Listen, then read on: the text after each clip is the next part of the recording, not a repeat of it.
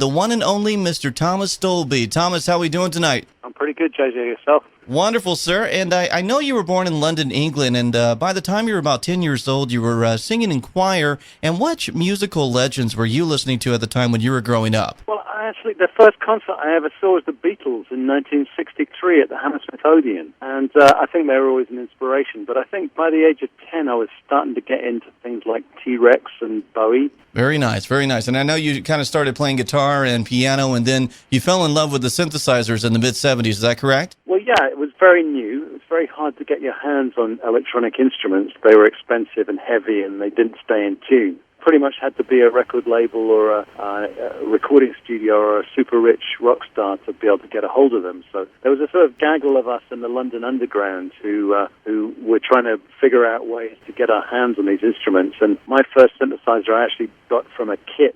It was a kit build from the back of a Popular Mechanics type magazine. How did you come up with the stage name Thomas Dolby? Because I know there's a lot of different stories on I just want the true story from you. How did you came up with the name Thomas Dolby? Dolby was a nickname at school. I was one of the first kids in school to mess around with tape recorders. And, when I was a kid, the hot item to have was this big cassette player which went on a strap around your shoulders and these massive headphones. And I had one of those, but I was always known as a bit of a tinkerer in school. And so when I left school, I was looking for a stage name. I'd had to change it partly because my last name is Robertson, and there was a Tom Robinson, as you well know, in the UK at the time, and he was more well-known than me, so it was down to me to find another name.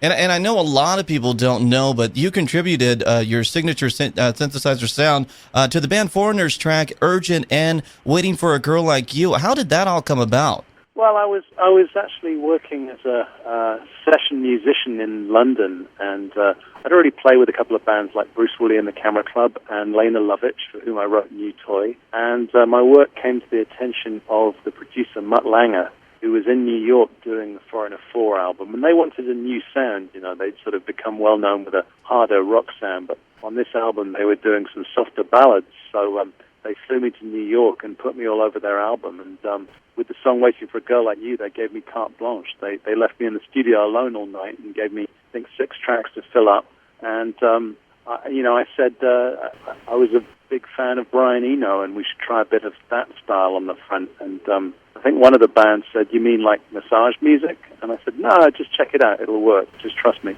And the rest is history. And how did you come up with I know you wrote the tone for Lena Lovitch, the New Toy track that put her all over the international musical map. How did you come up with the tune New Toy? Well, I'd actually been touring with Lena as a keyboard player.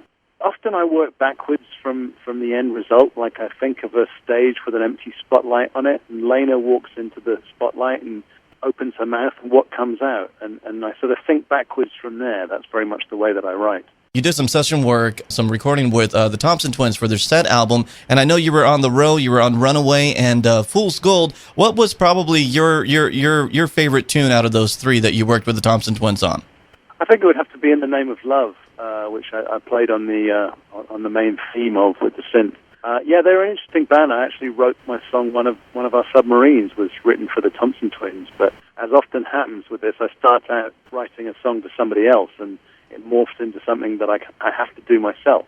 I know your debut solo album, The Golden Age of Wireless, was so very different. It just had a different tonality to it. And speaking of wireless, back in 1981, 1982, it was kind of unheard of. And I know that the album itself was released about 5 different times. How did you come up with the concept for the wireless album? Well, I've always been a bit of a retro futurist. I like looking back at previous eras and things that used to be modern. And I've always been particularly fascinated with the sort of World War II era in Britain, my parents' generation, and what life was like when you were the last country in Europe yet to be occupied by the Germans. And there they were sitting on this little island. They could virtually see the German troops amassing on the continent, and any day they assumed that they were going to get invaded.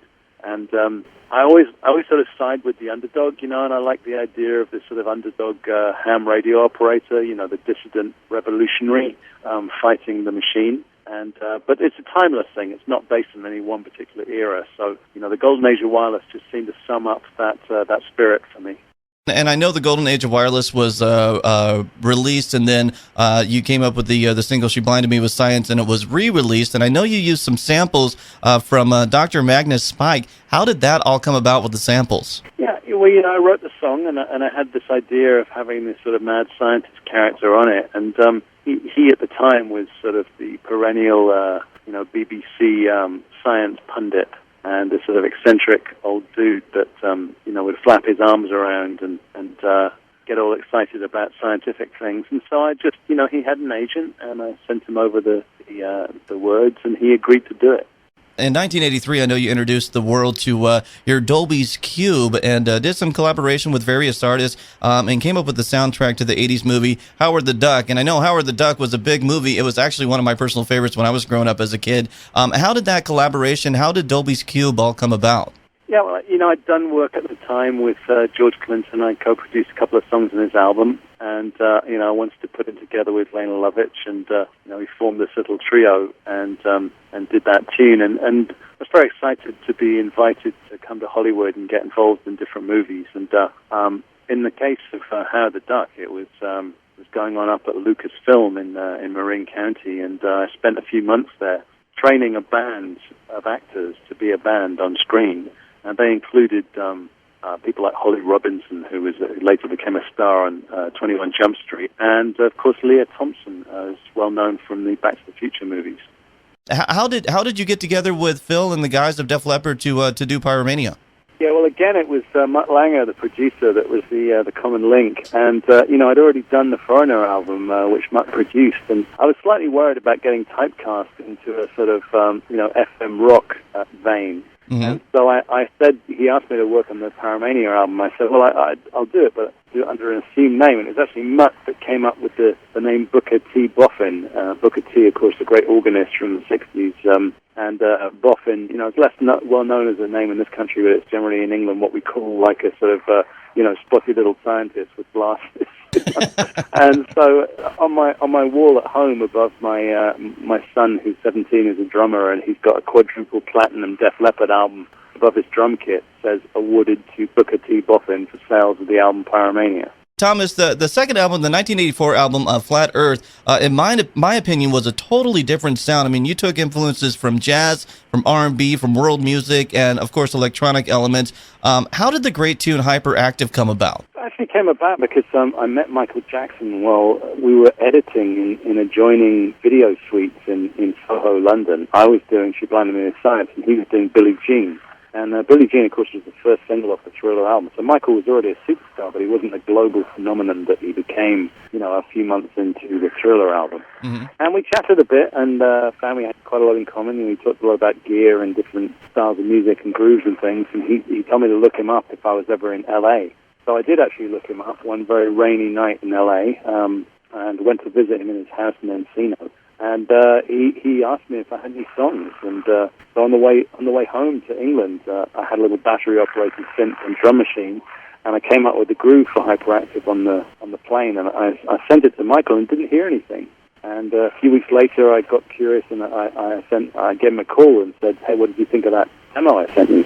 And he said, "Well, I like the drums." I said, "Well, okay, well, never mind. Can I send you anything else?" He said, "Well, are you anywhere near Wales?"